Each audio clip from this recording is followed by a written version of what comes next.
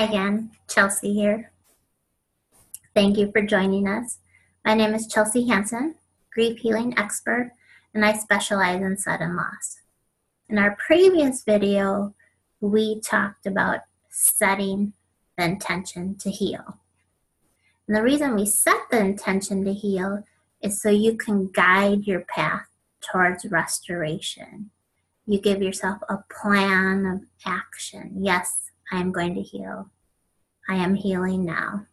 So my assignment was to you to set that intention, repeat it to yourself throughout the day, and even put reminders in your house, sticky notes, post-it notes, mantras.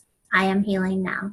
And in fact, as an additional suggestion, perhaps light a candle during the day. Every time you walk by it, say, I am healing now. You're triggering yourself to repeat that statement to you. Besides lighting a candle, perhaps it's every time you walk by your loved one's picture or something to trigger that thought in your mind. So today, in this video, I'd like for us to take the next step. You set the intention to heal. But what exactly is healing? What is your definition of healing? Everyone's definition is unique to them. Yours will be different from someone else's. But the reason I want you to define healing is for you, so you have this picture to work towards, this vision. So think about, what would healing feel like to me? What would my life be like? What would I be feeling? What would I be tasting? Like, you get all your senses involved. So what adjectives would you use to define healing? Perhaps you'd like to feel peaceful. You'd like to have understanding. You'd like to have joy in your life. You'd like to have more happiness. You'd like to have purpose in your life, fulfilling work, whatever it means to you, and really let yourself go. Imagine your ideal life.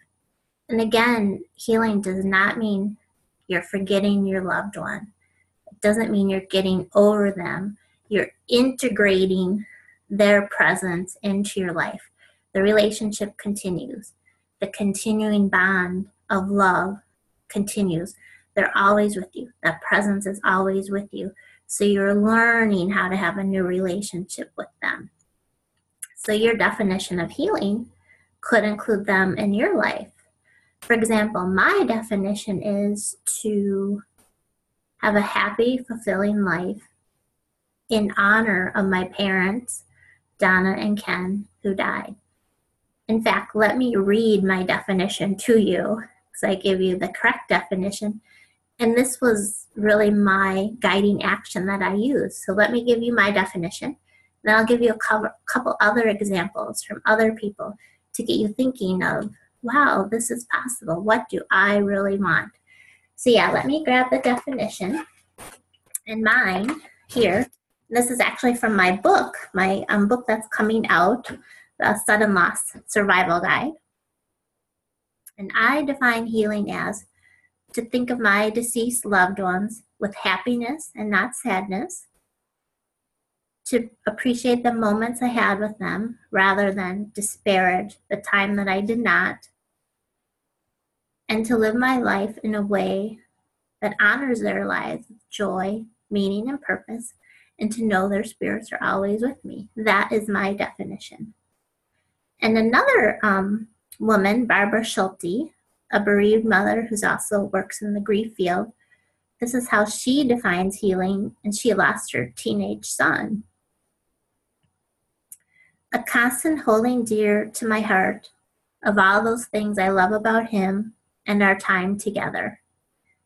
Healing is living my new chapter with a willingness to feel my pain and a willingness to let it go as much as possible that I can in my own time. Healing is also discovering the joy that is surely waiting for me in my life as I move forward one step at a time.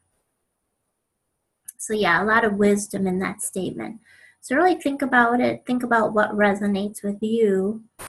so you can craft a healing statement, define healing, how it works for you.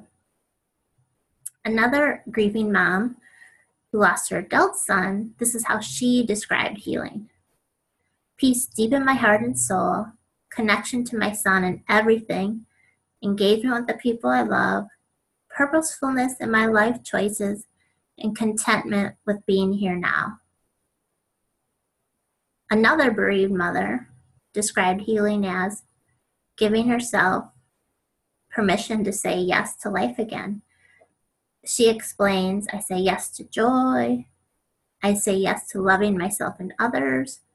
I say yes to gratitude for what I have in my life. I say yes to self-care. I say yes to finding purpose. I say yes to telling my story. I say yes to healing. And sometimes clients I work with, they'll resist crafting their definition, again, because they're afraid of forgetting their loved one. But nothing can be farther from the truth.